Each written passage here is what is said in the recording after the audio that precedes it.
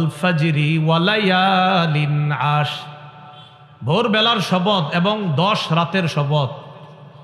আব্দুল্লাহ ইবনে আব্বাস রাদিয়াল্লাহু তাআলা আনহুমা বলেন, এই 10 রাত দ্বারা উদ্দেশ্য জিলহজের প্রথম দশক। তাহলে জিলহজ মাসের মধ্যে আবার প্রথম দশক বেশি মর্যাদাপূর্ণ। সহিহ বুখারীর 969 নম্বর হাদিস। 969 কেমনে হয় বলেন তো? 969 কত হয়? 969 969 নম্বর হাদিস। এই হাদিসের মধ্যে আসছে রাসূলুল্লাহ সাল্লাল্লাহু আলাইহি সাল্লাম বলেন, মা মিন আইয়ামিন আল আমালুস সালিহু ফিহা আহাব্বু ইলাল্লাহ মিন হাযিহিল আইয়াম, ইয়ানি আল আশার।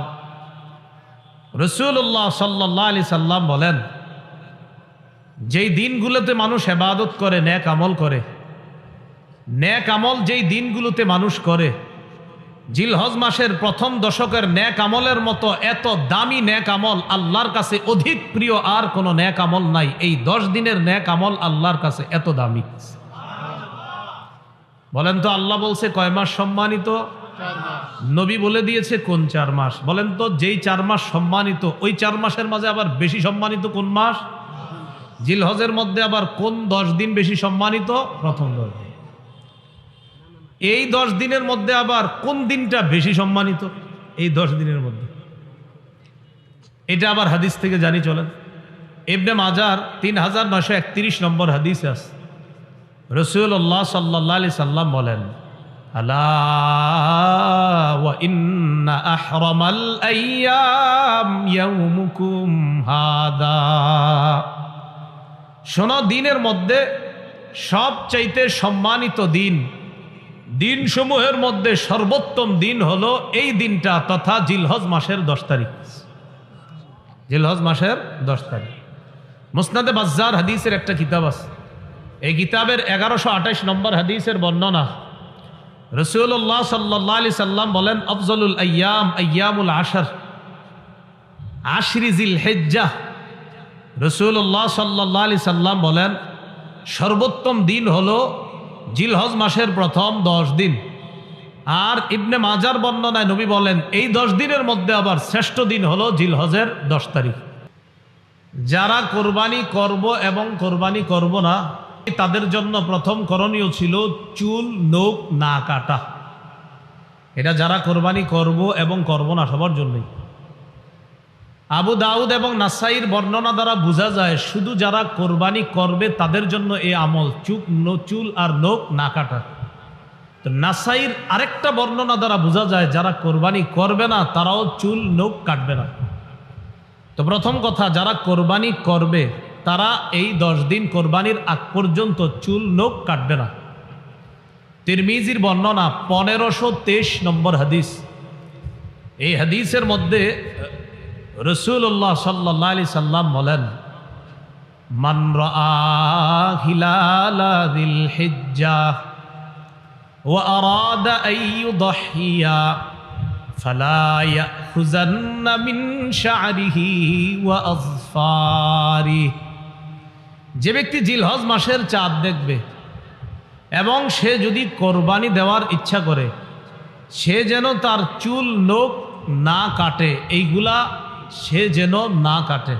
হাদিস থেকে কি বুঝলাম? যে কোরবানি দিবে সে চুল কাটবে না, নখ কাটবে না। নাসাইর বর্ণনা, সহিহ মুসলিমেরও বর্ণনা 1977 নম্বর হাদিস। আমাদের মাদ্রাসার পাঠ্যপুস্তক অনুসারে মোট হাদিস সংখ্যা হবে 3033টা মুসলিমের।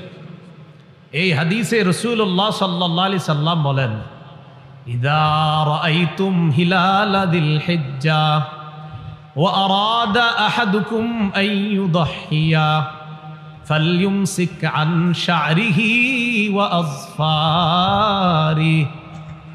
রাসূলুল্লাহ সাল্লাল্লাহু আলাইহি সাল্লাম বলেন, তোমরা যখন জিলহজের চাঁদ দেখবা, তোমাদের কেউ যখন কোরবানির ইচ্ছা করে আর জিলহজের চাঁদ দেখে, সে যেন চুল নখ কাটা থেকে বিরত থাকে। তিরমিজি আর মুসলিমের হাদিস থেকে বুঝলাম, যারা কোরবানি দিবে তারা চুল কাটবে না, নখ কাটবে না। নাসাইর অন্য বর্ণনা দ্বারা বোঝা যায়, এক সাহাবী রাসূলুল্লাহ সাল্লাল্লাহু আলাইহি সাল্লামকে বললেন, হুজুর আমার তো এমন একটা প্রাণী আছে, এই প্রাণীর এই অবস্থা, আমারও কি কোরবানি দেওয়া লাগবে? তো নবীজি তার হালাত ছুঁই না বললেন, না না, তোমার কোরবানি দেওয়া লাগবে না। তুমি কোরবানির দিন চুল কাটবা, নখ কাটবা। বুঝেন কি বলে? তুমি কোরবানির দিন চুল নখ কাটবা, এর মানে কোরবানির আগ পর্যন্ত তুমিও চুল কাটবা না, নখ কাটবা না। কোরবানির দিন তুমি চুল নখ কাটবা, অন্যরা কোরবানি করলে যে সওয়াব, তুমি এই আমল করেও সেই সওয়াব পাবে। এখান থেকে বোঝা যায় যে কোরবানি করবে না সেও কোরবানির আগ পর্যন্ত চুল নখ কাটা থেকে বিরত থাকবে, কোরবানির দিন সে চুল নখ কাটবে। এমনকি এই 10 দিন বাচ্চাদেরও চুল না কাটা যদি পারেন, এটা কোনো জরুরি বিষয় না। আব্দুল্লাহ ইবনে ওমর রাদিয়াল্লাহু তাআলা আনহুমা এক এলাকা দিয়ে রওনা করছে। মাররা বিইমরাআতিন তাখুযু মিন শারি ইবনিহা, এক মহিলা তার বাচ্চার চুল কাটতেছে, বাচ্চার চুল কাটে। তো ইবনে ওমর বললেন, আহা, তুমি যদি কোরবানির দিন পর্যন্ত একটু অপেক্ষা করতা, তারপর যদি চুলটা কাটতা, কি বোঝা যায়? বাচ্চার মাকে ইবনে ওমর রাদিয়াল্লাহু তাআলা আনহুমা বললেন, তুমি যদি কোরবানির দিন পর্যন্ত অপেক্ষা করতা, তারপর যদি চুলটা কাটতা। এখান থেকে বোঝা যায় বাচ্চাদেরও 10 দিন পর্যন্ত আপনার চুল না কাটা, এটি কিন্তু জরুরি বিষয় না, যদি করেন খুব ভালো। তাহলে জিলহজের প্রথম কাজ পাইলাম আমরা, চুল নখ না কাটা। জিলহজ মাসের দ্বিতীয় করণীয়, আজকে যারা রোজা রাখছেন আলহামদুলিল্লাহ, যারা রাখতে পারেন নাই বাকি আরো 8টা আছে। তো নিয়ম ছিল 9টা রোজা রাখা, যদি পারেন আজকে না রাখলেও সমস্যা নেই, বাকি 8টা রাখার চেষ্টা করেন। তো দ্বিতীয় করণীয় জিলহজের 9টা রোজা রাখা। আবু দাউদের বর্ণনা 2437 নম্বর হাদিস, 2437 নম্বর হাদিস। এই হাদিসের মধ্যে আসছে, কানা রাসূলুল্লাহ সাল্লাল্লাহু আলাইহি ওয়াসাল্লাম ইয়াসুমু তিসআ জিলহিজ্জাহ, রাসূলুল্লাহ সাল্লাল্লাহু আলাইহি সাল্লাম 9 জিলহজ পর্যন্ত, জিলহজের প্রথম থেকে 9 জিলহজ পর্যন্ত 9টা রোজা রাখতেন। নাসাইর বর্ণনা 2415 নম্বর হাদিস। এই হাদিসটি সবাই মুখস্থ রাখবেন, অন্যদের কাছে প্রচার করে দিবেন, নিজেরাও সারা জীবন আমল করার চেষ্টা করবেন, আমরাও করব, বলি ইনশাআল্লাহ। নাসাইর 2415 নম্বর হাদিস, قال رسول الله صلى الله عليه وسلم أربع لم يكن يدعهن النبي صلى الله عليه وسلم, রাসূলুল্লাহ সাল্লাল্লাহু আলাইহি সাল্লাম 4টি কাজ কখনো ছাড়তেন না। মুখস্থ করি, কয়টি কাজ নবী কখনো ছাড়তেন না? আমরাও ইনশাআল্লাহ চেষ্টা করব এই 4 কাজ ভবিষ্যতে ছাড়ব না ইনশাআল্লাহ। নবী কয়টি কাজ ছাড়তেন না? 4টি। 1 নম্বর, সিয়ামা আশুরা, মুহররমের 10 তারিখের রোজা রাসূলুল্লাহ সাল্লাল্লাহু আলাইহি সাল্লাম কখনো ছাড়তেন না। 2 নম্বর, ওয়াল আশার, জিলহজের প্রথম দশকের রোজা রাসূলুল্লাহ সাল্লাল্লাহু আলাইহি সাল্লাম ছাড়তেন না। 3, ওয়া সালাসাতা আইয়ামিন মিন কুল্লি শাহ, প্রত্যেক মাসের 3টা রোজা, 13, 14, 15 আরবি মাসের এই 3 রোজা রাসূল ছাড়তেন না। 4 নাম্বার, ওয়া রাকাআতাইনি ক্বাবলাল গাদাত, ফজরের নামাজের আগের 2 রাকাত সুন্নত রাসূল সাল্লাল্লাহু আলাইহি সাল্লাম কখনো ছাড়তেন না। এবার আমরা সবাই একটু চর্চা করি, বলেন তো কয় আমল নবীজি কখনো ছাড়তেন না? সাহস করে বলে ফেলেন তো। 1 নাম্বার, মাশাআল্লাহ, 1 নাম্বার মুহররমের 10 তারিখের রোজা, 2 নাম্বার জিলহজের প্রথম দশকের রোজা, 3 নাম্বার মাসে 3টা রোজা, 4 নাম্বার ফজরের আগের 2 রাকাত সুন্নত। আচ্ছা আমরা একটু বলি, বললে মনে থাকবে। বলেন, 1 নম্বর মুহররমের 10 তারিখের রোজা, 2 জিলহজের প্রথম দশকের রোজা, 3 প্রত্যেক আরবি মাসের 3টি রোজা, 4 ফজরের আগের 2 রাকাত সুন্নত। এই 4টা আমল রাসূল সাল্লাল্লাহু আলাইহি সাল্লাম কখনো ছাড়তেন না। যাই হোক, জিলহজ মাসের দ্বিতীয় আমল পাইলাম 9টি রোজা রাখা। তৃতীয় আমল, 9 জিলহজের রোজাটা গুরুত্ব দিয়ে রাখা। 9 জিলহজের রোজা গুরুত্ব দিয়ে রাখা। সহিহ মুসলিমের বর্ণনা 1162 নম্বর হাদিস, মাদ্রাসা পাঠ্যপুস্তক অনুসারে, قال رسول الله صلى الله عليه وسلم সিয়ামু ইয়াউমি আরাফাতা আহতাসিবু আলাল্লাহ আইয়ুকাফিরাস সানাতাল্লাতী ক্বাবলা ওয়াল্লাতী বা'দা। রাসূলুল্লাহ সাল্লাল্লাহু আলাইহি সাল্লাম বলেন, কেউ যদি আরাফার দিনের রোজা রাখে, তথা 9 জিলহজের রোজা। আরাফার দিনের রোজা এটা একটা পারিভাষিক নাম, মনে রাখবেন। আরাফার দিনের রোজা এটা একটা পরিভাষা, উদ্দেশ্য 9 জিলহজের রোজা। 9 জিলহজের রোজা যদি কেউ রাখে, রাসূলুল্লাহ সাল্লাল্লাহু আলাইহি সাল্লাম বলেন, আমি আশাবাদী তার আগের 1 বছর এবং পরের 1 বছর, মোট 2 বছরের গুনাহ মাফ। এই হলো জিলহজের তৃতীয় আমল। তাহলে তৃতীয় আমলটা করার সুযোগ কি শেষ না এখনো আছে? জিলহজের চতুর্থ আমল, জিলহজ মাসে বেশি বেশি তাসবিহ পড়া, জিকির করা। মুসনাদে আহমদের বর্ণনা, ক্বালা রাসূলুল্লাহ সাল্লাল্লাহু আলাইহি ওয়াসাল্লাম আকসিরু ফীহিন্না মিনাত তাকবীর ওয়াত তাহমীদি ওয়াত তাহলিল। রাসূলুল্লাহ সাল্লাল্লাহু আলাইহি সাল্লাম বলেন, জিলহজ মাসে বেশি বেশি আল্লাহু আকবার বলবা, বেশি বেশি সুবহানাল্লাহ পড়বা, বেশি বেশি লা ইলাহা ইল্লাল্লাহ পড়বা, বেশি বেশি আলহামদুলিল্লাহ পড়বা। উদ্দেশ্য হলো জিলহজ মাসে বেশি বেশি জিকির করা। জিকির করার জন্য অজুও করার প্রয়োজন নাই, চলতেছেন, ফিরতেছেন, দাঁড়িয়ে বসে শুয়ে জিকির করতে পারবেন। সূরা আলী ইমরানের 191 নম্বর আয়াতে আল্লাহ বলেন, জ্ঞানী হলো তারা আল্লাযীনা ইয়াযকুরুনাল্লাহা কিয়ামা ওয়া কুউদান ওয়া আলা জুনুবিহিম।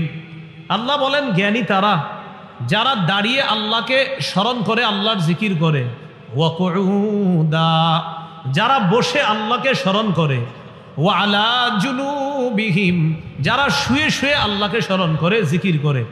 তাহলে জিলহজ মাস ছাড়াও জিকির করব, বাকি জিলহজ মাসে খুব বেশি পরিমাণে জিকির করার চেষ্টা করব। আল্লাহ তৌফিক দান করেন। জিলহজ মাসের 5 নম্বর আমল, 9 জিলহজ ফজর নামাজ থেকে নিয়ে 13ই জিলহজ আসর পর্যন্ত মোট 23 উক্ত নামাজের পরে পড়ি একবার মহব্বতে, আল্লাহু আকবার, আল্লাহু আকবার, লা ইলাহা ইল্লাল্লাহু ওয়াল্লাহু আকবার।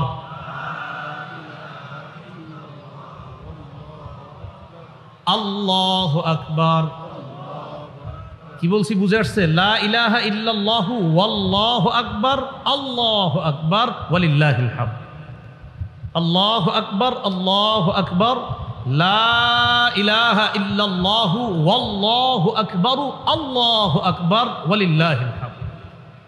9 জিলহজ ফজর থেকে নিয়ে 13ই জিলহজ আসর পর্যন্ত পুরুষরা উচ্চ আওয়াজে একবার, নারীরা নিম্ন আওয়াজে একবার পাঠ করবে। এই 23 উক্ত নামাজের মাঝে কারো কোনো নামাজ যদি কাজা হয়ে যায়, কারো যদি 9 জিলহজ ফজর থেকে নিয়ে 13ই জিলহজ আসর পর্যন্ত কোনো অক্ত নামাজ কাজা হয়, আর ওই কাজা নামাজটা যদি আপনি এই 5 দিনের মধ্যে আদায় করেন, আমি আবারও বলছি, 9 জিলহজ থেকে নিয়ে 13ই জিলহজ পর্যন্ত যেই নামাজগুলার পরে তাকবীরে তাশরিক পড়তে হয়, এই নামাজগুলার কোনো এক উক্ত নামাজ যদি ওজরের কারণে কারো কাজা হয়ে যায়, আপনি কোনো কারণে এক উক্ত নামাজ কাজা হয়ে গেছে, এর মানে আপনি তাকবীরে তাশরিকটাও দিতে পারেন নাই, নামাজ কাজা মানে তাকবীরও তো দেন নাই। এখন যদি এই 5 দিনের মধ্যে আপনি তাকবীরে তাশরিকের দিনগুলা চলার মধ্যেই যদি ওই উক্ত নামাজের কাজাটা পড়েন, তাহলে কাজা নামাজের পরে এই তাকবীরটাও পড়তে হবে। আল্লাহ জানে বুঝছেন নি সবাই? আমি আশাবাদী বুঝছেন। এরপরে দৃষ্টান্ত দিই, 9 জিলহজ থেকে 13ই জিলহজ পর্যন্ত কথার কথা কারো জোহরের নামাজ কাজা হয়ে গেছে একদিন, এই জোহরের কাজা নামাজটা যদি সে এই 13ই জিলহজের আগেই আদায় করে, তাহলে তার এই নামাজের পরে ওই যে তাকবীরে তাশরিকটা ছুটে গেছিল, এটাও তার আদায় করতে হবে। এবার বুঝে আসছে না সবার? এই হলো আপনার 5ম আমল জিলহজ মাস। জিলহজ মাসের 6 নম্বর আমল, কোরবানির দিন কোরবানি করা, তথা 10ই জিলহজ কোরবানি করা। 10ই জিলহজ নফল এবাদতের মধ্যে তথা ফরজ এবাদতের পরে ফরজ এই জায়গায় নফল মানে উদ্দেশ্য আবার কোরবানি নফল এমন না, ফরজ এবাদতের পরে 10ই জিলহজ রক্ত প্রবাহিত করা আল্লাহর কাছে সবচাইতে শ্রেষ্ঠ এবাদত। আল্লাহর জন্য রক্ত প্রবাহিত করা তথা কোরবানি দেওয়া, এই হলো আপনার 6 নম্বর আমল জিলহজ মাসে। জিলহজ মাসের 7 নম্বর আমল সবচাইতে গুরুত্বপূর্ণ আমল, সেটা হলো যাদেরকে আল্লাহ সামর্থ্য দিয়েছে তারা হজ করা।